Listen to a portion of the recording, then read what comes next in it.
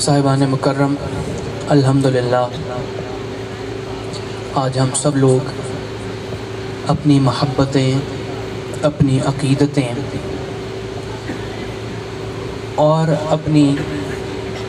نیک اور جائز حاجات لیے ایک اللہ کی مقبول شخصیت، اللہ کے کامل ولی، اللہ کے دوست حضور قبلہ پیر سید اسلام حسین شاہ صاحب رضوی چشتی سیکری اور آپ کے برادر اکبر حضور قبلہ پیر سید اکرام حسین شاہ صاحب رضوی چشتی سیکری، آپ کے ان احباب کے عرس پاک کی تقریب میں شامل ہیں۔ سب سے پہلے بارگاہ الہی میں دعا گو ہیں کہ اللہ تبارک و تعالی ہماری اس حاضری کو قبول و منظور فرمائے، اور اللہ تبارک و تعالی ہم سب کی جو نیک اور جائز حاجات ہیں اللہ ان پاکوں کے صدقے اس کو قبول فرمائے، اور ہم دین اور دنیا دونوں کی مشکلات کی آسانی یہاں سے لے کر جائیں۔ صاحبان، حضرت امیر خسرو، ہم چونکہ سلسلہ عالیہ چشتیہ سے تعلق رکھتے ہیں تو حضرت امیر خسرو سلسلہ عالیہ چشتیہ کے بہت بڑے بزرگ ہیں، اور ان کو نسبت حاصل تھی خواجہ نظام الدین اولیاء رضی اللہ تعالیٰ عنہ سے، اور خواجہ نظام الدین اولیاء مرید تھے حضرت بابا فرید الدین گنج شکر رضی اللہ تعالیٰ عنہ کے، اور آپ کی بیعت حضرت خواجہ بختیار کاکی رضی اللہ تعالیٰ عنہ سے تھی، اور ان کی بیعت آگے خواجہ معین الدین چشتی اجمیری رضی اللہ تعالیٰ عنہ سے تھی۔ تو یہ سلسلہ ہے جو طریقت کا سلسلہ ہے۔ آپ ایک دفعہ اپنے مرشد پاک کے ساتھ کھڑے ہوئے تھے ایک اونچے ٹیلے پر، حضرت خواجہ نظام الدین اولیاء کے ساتھ آپ کے مرید حضرت امیر خسرو، بہت بڑے شاعر تھے، بادشاہ وقت جو آپ کے تھے وہ آپ کو اپنے ساتھ بٹھایا کرتے تھے، اتنا مقام تھا، اور شعر آپ سے سنا کرتے تھے، اور مرشد پاک کے دیوانے تھے۔ تو حضرت خواجہ نظام پاک اس ٹیلے پر کھڑے تھے اور دیکھ رہے تھے کہ ایسا وقت ہے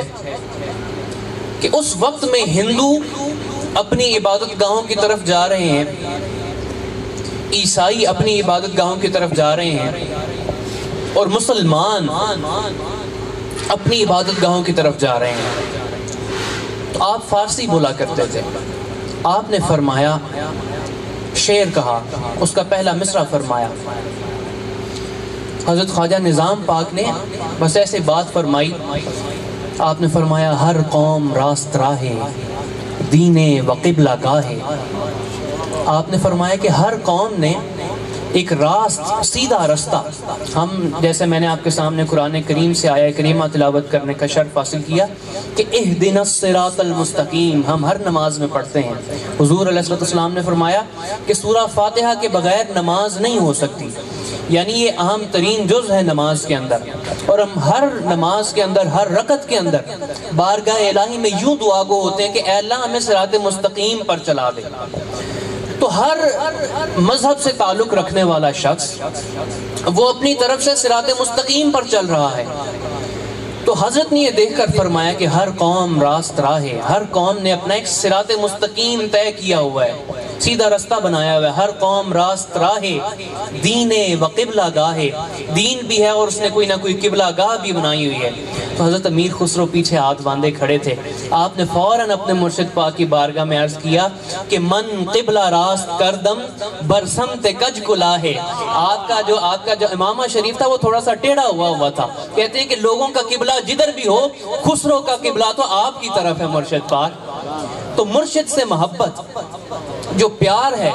چونکہ ہم سلسلہ عالیہ چشتیہ سے تعلق رکھنے والے ہیں تو ہمارا مرشد پاک سے پیار ایسا ہونا چاہیے، ہم سیکھیں کہ کس طرح سے ادب اور احترام ہونا چاہیے۔ مرشد کا حکم اور ان کی طرف سے ہم راہ ہدایت لینے کے لیے آئے ہیں تو اس کو ان کی طرف سے جو بھی حکم نامہ ان کی طرف سے جاری ہو اس پر عمل پیرا ہوں۔ ہمارے مرشد پاکوں کی طرف سے جو بھی حکم ہوتا ہے، الحمدللہ ہم سب لوگ نسبت والے بیٹھے ہوئے ہیں یہاں پر، تو یہ جب ایک بارگاہ میں آپ بیعت کر لیں، ابھی پہلے بھی قبلہ سید منیف حیدر شاہ صاحب نقوی آپ بھی فرما رہے تھے کہ بیعت کا مطلب ہے کہ خود کو بیچ دینا، اپنے آپ کو پھر اس کی بارگاہ میں غلامی میں دے دینا ہے، خود کو بیچ دینا ہے، پھر اپنا کچھ نہیں رہ جاتا، مرشد کی غلامی رہ جاتی ہے، پھر سب کچھ اسی میں ہوتا ہے۔ تو حضرت خواجہ نظام پاک، میں نے آپ کو بتایا کہ حضرت امیر خسرو مرید ہیں، آپ کا ایک کلام بڑا مشہور ہے حضرت امیر خسرو کا، جس کے الفاظ ہیں کہ نمی دانم چے منزل بود شب جائے کہ من بودم، بہر سو رقص بسمل بود شب جائے کہ من بودم۔ اور پھر اس کا مقطع یہ ہے کہ خدا خود میر مجلس بود اندر لا مکان خسرو، محمد شم محفل بود شب جائے کہ من بودم۔ اس کا مطلب یہ ہے کہ نمی دانم، مجھے نہیں پتا، فارسی کے الفاظ ہیں، نمی دانم مجھے نہیں پتا، چے منزل بود کہ وہ کون سی منزل تھی، شب جائے کہ من بودم یہ جو رات ہے جس منزل پہ میں پہنچ گیا تھا میرے علم میں نہیں ہے کہ وہ کون سی منزل تھی، لیکن اس کا نقشہ انہوں نے اس طرح سے کھینچا، نشانی ایسی بتائی، یہ نہیں پتا کہ وہ کہاں پر تھا، میں حواس باختہ ہو چکے تھے، لیکن اس کی کچھ نشانیاں یہ یاد ہیں کہ بہر سو رقص بسمل بود، ہر طرف رقص بسمل تھا۔ رقص بسمل کا ترجمہ علماء نے یہ کیا ہے کہ جب آپ ایک مرغ کو ذبح کرتے ہیں اور چھری پھیر کر جب اس کو چھوڑ دیتے ہیں تو وہ جو تڑپتا ہے اس کو رقص بسمل کہتے ہیں۔ وہ کہتے ہیں میں نے دیکھا کہ ہر طرف رقص بسمل ہو رہا تھا، لوگ تڑپ رہے تھے، کوئی ایک خاص تڑپ تھی جو لوگوں کے اندر تھی، یہ نشانی بتائی۔ اور پھر آخر میں بتایا کہ خدا خود میر مجلس بود اندر لا مکان خسرو۔ آج یہاں پر سادات کرام اس مجلس کی صدارت فرما رہے ہیں۔ حضرت امیر خسرو کہتے ہیں میں جس مجلس سے ہو کے آیا ہوں اس کی صدارت خود اللہ فرما رہا تھا، اللہ کی بارگاہ میں وہ ساری محفل سجی ہوئی تھی اور خود صدارت اللہ کریم فرما رہے تھے، اور وہاں پر نور بانٹا جا رہا تھا، نور ہدایت بانٹا جا رہا تھا، اور خدا خود میر مجلس بود اندر لا مکان خسرو، محمد شم محفل بود، وہ جو نور تھا وہ محمد صلی اللہ علیہ وآلہ وسلم تھے جو بانٹا جا رہا تھا۔ صاحبان یہ کلام لکھنے کے پیچھے ایک وجہ ہے کہ آپ نے یہ کلام لکھا کیوں، ایٹیمالوجی ہے اس کی، وہ یہ کہ آپ کے مرشد پاک نے، حضرت امیر خسرو کے مرشد خواجہ نظام الدین اولیاء، آپ نے اپنے ان مرید خاص کو یہ حکم فرمایا کہ خسرو، آپ کے ہم اثر ایک ولی تھے حضرت بو علی قلندر، آپ سب نے نام سنا ہوگا، ان کے ہاں ہر جمعرات کو، چاند کی پہلی جمعرات کو ان کے ہاں ایک محفل سجا کرتی تھی،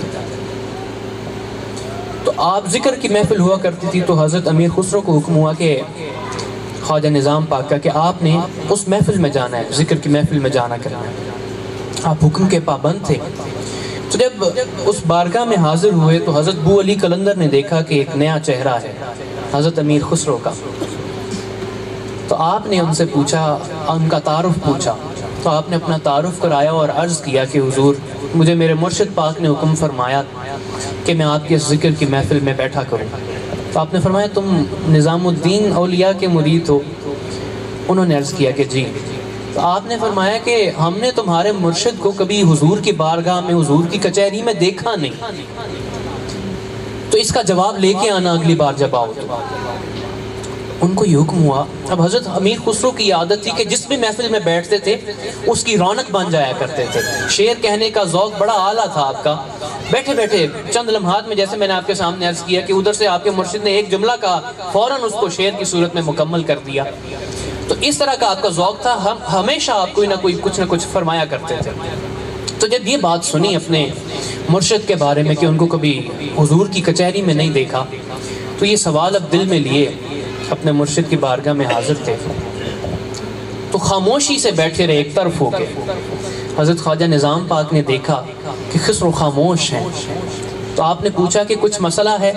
تو آپ خاموش رہے۔ اب یہ اپنے مرشد کی بارگاہ میں کیسے عرض کرتے کہ حضور آپ کو کبھی حضور علیہ السلام کی بارگاہ میں نہیں دیکھا گیا، تو اس کے بارے میں کچھ وضاحت فرمائیے، یہ نہیں عرض کر سکے، خاموش رہے۔ پھر اگلی بار حضرت بو علی قلندر کی بارگاہ میں حاضر ہوئے، انہوں نے پھر یہی سوال کیا، تو پھر یہی سوال لیے، خاموش رہے اس وقت بھی، اور اپنے مرشد کی بارگاہ میں جب حاضر ہوئے تو خاموشی جو ایک طوالت اختیار کر گئی تھی، جو غیر عمومی تھی، عام طور پہ وہ خاموش نہیں رہا کرتے تھے، تو آپ کے مرشد نے اصرار کر کے پوچھا کہ خسرو بتاؤ کیا مسئلہ ہے، تم کیوں پریشان ہو؟ تو پھر رہا نہ گیا، اشک بار ہوئے، روتے ہوئے عرض کیا کہ حضور آپ کے حکم سے ہی میں اس بارگاہ میں گیا تھا، اس ذکر کی محفل میں، میں جب بھی جاتا ہوں وہ مجھ سے یہ سوال کر دیتے ہیں کہ تمہارے مرشد کو کبھی حضور کی بارگاہ میں ہم نے دیکھا نہیں ہے، تو آپ ہی فرمائیے کہ اب میں کیا کروں؟ آپ مسکرائے خواجہ نظام پاک، آپ نے فرمایا کہ اب جب تم بو علی قلندر کی بارگاہ میں جاؤ اور پھر تم سے یہ سوال کریں کہ تمہارے مرشد کو کبھی حضور کی بارگاہ میں نہیں دیکھا، تو انہیں یہ عرض کرنا کہ آپ مجھے حضور کی بارگاہ میں پہنچا دیں، میں خود ہی اپنے مرشد کو ڈھونڈ لوں گا۔ تو کہتے ہیں کہ یہ جب آپ کو جواب ملا تو آپ تھوڑے مطمئن ہوئے، اور اگلی بار جب حضرت بو علی قلندر کی بارگاہ میں حاضر ہوئے انہوں نے وہی سوال کیا، تو آپ نے یہ جواب عرض کیا کہ حضور آپ مجھے حضور کی بارگاہ میں پہنچا دیں، اس بارگاہ میں خود ہی آپ ذہن میں رکھیں کہ جمعرات کو حضور کی بارگاہ میں اولیاء اللہ کی حاضری ہوتی ہے، سب اولیاء اللہ حضور کی بارگاہ میں حاضر ہوتے ہیں۔ تو اس جمعرات کی رات میں آپ نے عرض کیا کہ آپ مجھے حضور کی بارگاہ میں پہنچا دیں، میں اپنے مرشدوں کو خود ہی تلاش کر لوں گا۔ حضرت بو علی قلندر مسکرائے، آپ نے فرمایا کہ یہ جواب تمہارا ہمیں پسند آیا، قریب آؤ۔ آپ نے انہیں قریب بلایا اور فرمایا کہ آنکھیں بند کرو۔ آنکھیں بند کروائیں تو آپ نے حضرت امیر خسرو کے سینہ اطہر پر اپنا دست مقدس رکھا اور فرمایا کہ آنکھیں کھولو۔ حضرت امیر خسرو نے آنکھیں کھولیں تو بارگاہ نبوی صلی اللہ علیہ وآلہ وسلم میں حاضر تھے، حضور کے پاس حاضر تھے، اور ایک کمرے میں سب اولیاء اللہ تشریف فرمائے اور سامنے حضور علیہ السلام تشریف فرمائے۔ اب حضرت امیر خسرو کے ذہن میں وہ سوال تھا کہ مرشد کو تلاش کرنا ہے۔ آپ پہلے بندے سے شروع ہوئے اور دیکھتے دیکھتے ہر ولی کو دیکھا، دیکھتے دیکھتے دیکھتے دیکھتے آخر پر نگاہ حضور علیہ السلام کی بارگاہ میں حاضر ہوئی تو حضور نے پوچھا، خسرو کیا تلاش کرتے ہو، کسے ڈھونڈ رہے ہو؟ تو عرض کیا، حضور اپنے مرشد پاک کو تلاش کر رہا ہوں۔ تو حضور علیہ السلام نے فرمایا، خسرو وہ اس منزل میں نہیں، اس سے اوپر والے درجے میں، اوپر جاؤ۔ تو حضرت امیر خسرو اوپر والے درجے میں پہنچے، پھر اسی طرح ایک کمرہ تھا جس میں حضور علیہ السلام کی بارگاہ میں اولیاء اللہ تشریف فرمائے۔ پھر پہلے بندے سے دیکھنا شروع کیا، دیکھتے دیکھتے پھر جب حضور تک نگاہ پہنچی پھر حضور نے وہی سوال پوچھا، خسرو کسے تلاش کرتے ہو؟ تو عرض کیا، حضور اپنے مرشد کو۔ تو آپ نے پھر فرمایا کہ خسرو وہ اس درجے میں نہیں، اس سے بھی اوپر والے درجے میں ہے۔ صاحبان 7 درجے ہوتے ہیں اولیاء اللہ کے، 7ویں درجے تک پہنچ گئے حضرت امیر خسرو۔ 7ویں درجے میں پہنچے تو پہلے ولی سے دیکھنا شروع کیا اور پھر بارگاہ نبوی صلی اللہ علیہ وآلہ وسلم تک نگاہ پہنچی۔ پھر حضور علیہ السلام نے پوچھا کہ خسرو کسے تلاش کرتے ہو؟ عرض کیا، حضور اپنے مرشد خواجہ نظام پاک کو تلاش کر رہا ہوں۔ اب تھوڑی مایوسی بھی تھی کہ آخری بندے تک کوئی نہیں ملا، اشک بار بھی تھے۔ بارگاہ نبوی صلی اللہ علیہ وآلہ وسلم میں عرض گزار ہوئے کہ حضور اپنے مرشد کو تلاش کر رہا ہوں۔ حضور علیہ السلام نے اپنی دائیں جانب اشارہ فرمایا، ایک بزرگ اپنے اوپر کپڑا لیے بیٹھے تھے، آپ نے ان کے اوپر دست اقدس رکھا حضور علیہ السلام نے، اور فرمایا کہ اٹھو نظام، کب سے تمہیں تمہارا مرید ڈھونڈ رہے، سے اپنی زیارت کراؤ۔ تو حضرت خواجہ نظام پاک نے اپنا چہرہ اقدس سے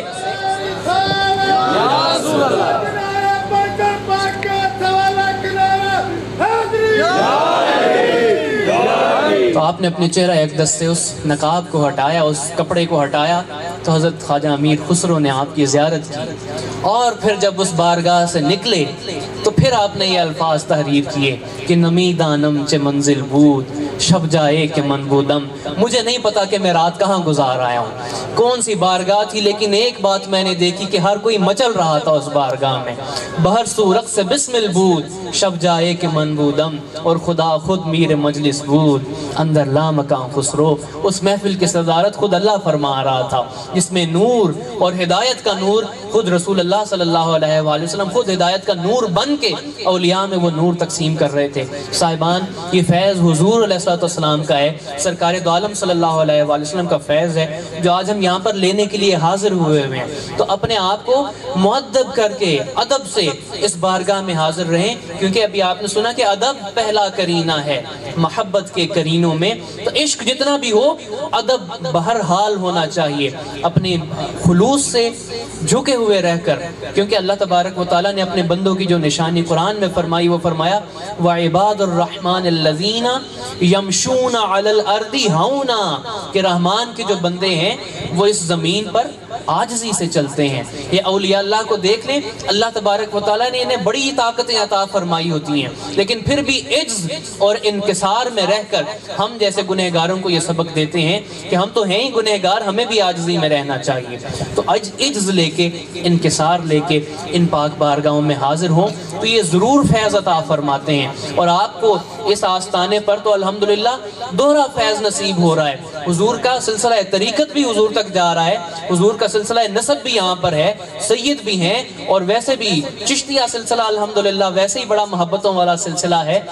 جس کی نسبت ہی مولا کائنات سے ہو جاتی ہے۔ تو عشق علی بھی الحمدللہ یہاں سے میسر آ رہا ہے۔ یہ یقین رکھیں کہ آپ نے صحیح بارگاہ چنی ہے، جہاں سے فیض حاصل کرنا چاہتے ہیں صحیح بارگاہ چنی ہے، لیکن ذہن میں یہ بات رکھیں کہ جو مرشد کا حکم ہو اس پر عمل بھی کرنا ہے، صرف بات سن کر نہیں چلے جانا۔